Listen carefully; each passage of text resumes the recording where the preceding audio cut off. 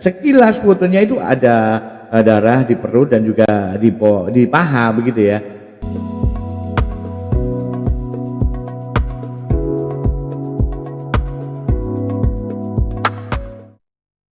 Heboh, heboh, dan heboh. Seorang dosen Untak Semarang bernama inisial DLL, usianya adalah 35 tahun, ini ditemukan meninggal dunia di sebuah hotel kawasan Gajah Mungkur ya, di Semarang pada Senin 17 November 2025. Ya, kasus ini menimbulkan banyak kejanggalan dan sorotan publik ya, karena melibatkan seorang perwira polisi berpangkat AKBP ya. Kejanggalannya apa saja? Ayo kita bahas ya.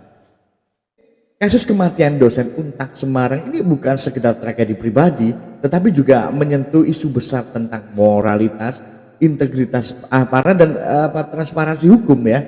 Jadi publik ini menyoroti bagaimana seorang akademisi muda ini bisa meninggal dalam kondisi yang janggal, sementara ada dugaan keterlibatan aparat yang seharusnya menjaga hukum ya, teman-teman semuanya ya. Jadi ada kejanggalan di situ ya. Jadi kita lihat bagaimana kondisi korban ya. Ini ditemukan tanpa busana di hotel ya, posisi di lantai samping tempat tidur ya. Dan penemu pertamanya adalah seorang perwira polisi berpangkat AKBP yang diduga punya hubungan pribadi dengan korban ya. Korban disebut menjalin relasi asmara dengan AKBP B ini selama 5 tahun, teman-teman semuanya ya.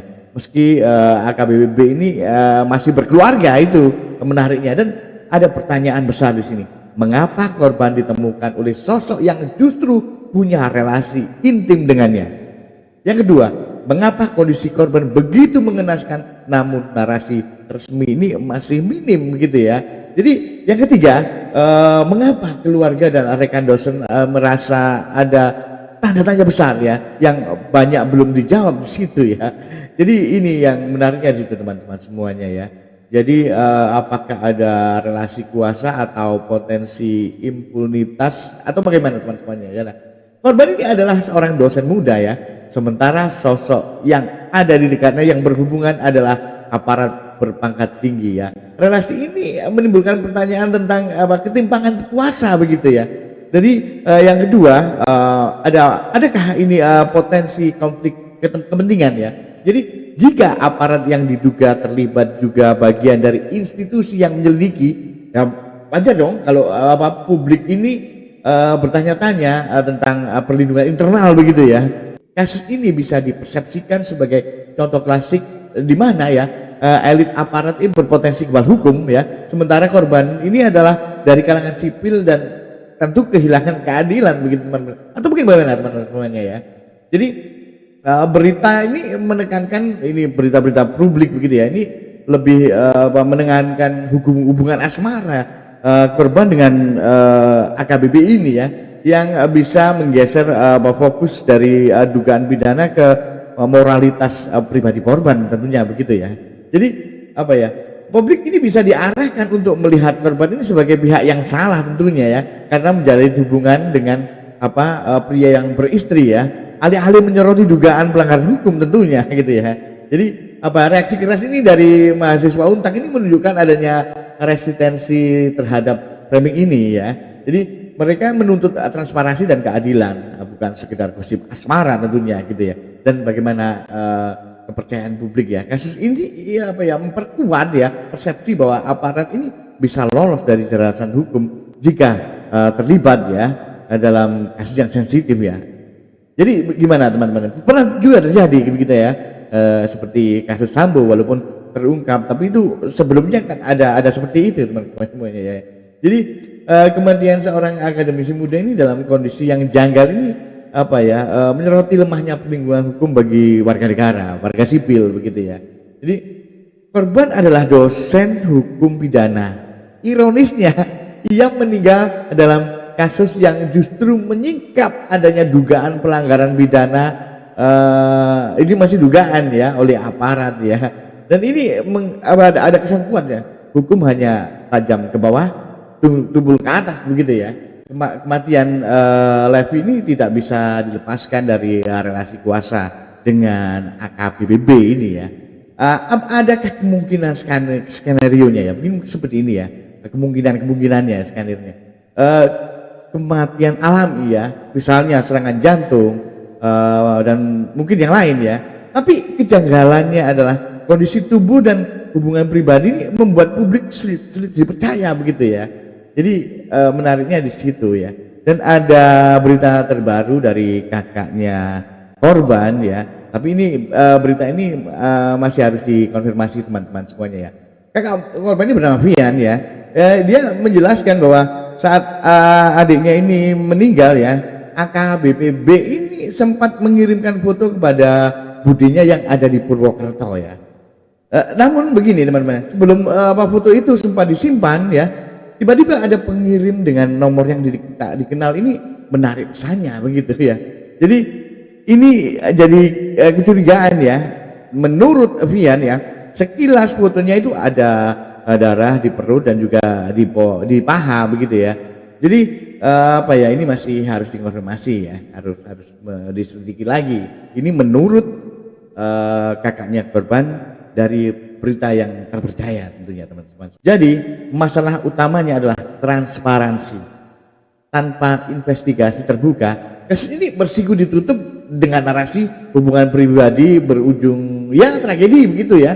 Jadi yang menutupi potensi adanya dugaan pelanggaran hukum ya. Jadi kasus ini bukan sekedar tragedi personal ya, melainkan cermin dari relasi kuasa, framing media dan juga potensi impunitas aparat begitu ya. Dan harapannya begini ya, autopsinya ini harus diumumkan secara transparan ya. Dan yang kedua adalah investigasi dilakukan oleh pihak yang independen ya, bukan hanya internal kepolisian tentunya.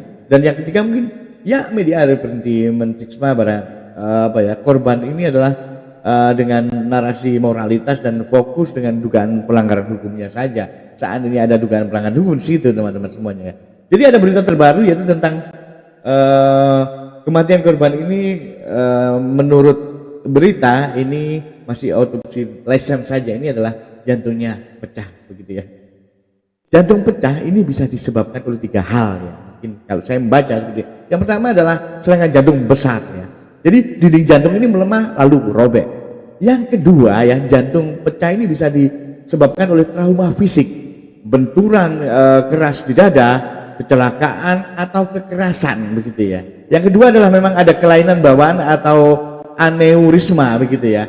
Jadi dinding jantung ini menipis dan tidak tahan tekanan begitu ya. Dari aspek forensik ya, autopsi independen ini sangatlah penting ya. Tanpa hasil autopsi yang transparan, klaim jantung pecah ini bisa menjadi narasi yang menutup kemungkinan adanya kekerasan gitu ya. Jadi pertanyaannya adalah apakah ada tanda trauma fisik di tubuh korban? Itu yang pertama. Yang kedua ini apakah ada riwayat jantung sebelumnya? Yang ketiga adalah apakah pecahnya jantung konsisten dengan kondisi korban yang ditemukan tanpa busana di hotel? Itu bagaimana teman-teman semuanya ya? Analisanya seperti ini ya. Jadi yang pertama ya, hipotesis yang pertama adalah korban memang mengalami serangan jantung besar yang berujung pecahnya dinding jantung ya. Namun kita lihat bagaimana usia korban yang masih relatif muda, yaitu 35 tahun ya. Sehingga perlu dibuktikan riwayat medis ini harus dibuktikan ya. Bagaimana gitu. Yang kedua adalah pecahnya jantung akibat benturan atau kekerasan. Ini lebih konsisten dengan kejanggalan kondisi korban di hotel begitu ya.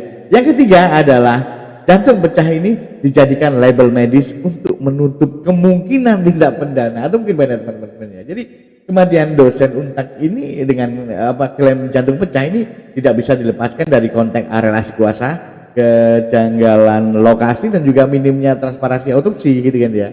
Dan analisisnya seperti ini teman-teman ya. Autopsi ini diumumkan secara terbuka dan independen tentunya harus seperti itu ya. Dan yang kedua adalah publik menekankan agar kasus ini tidak berhenti pada kematian alami, melainkan diuji apakah ada unsur kekerasan atau kelalaian di situ teman-teman semuanya. Terima kasih sudah menyimak video ini. Kita ketemu lagi di video berikutnya yang berkaitan lebih seru dan juga lebih baik tentunya. Salam sehat untuk kalian semuanya.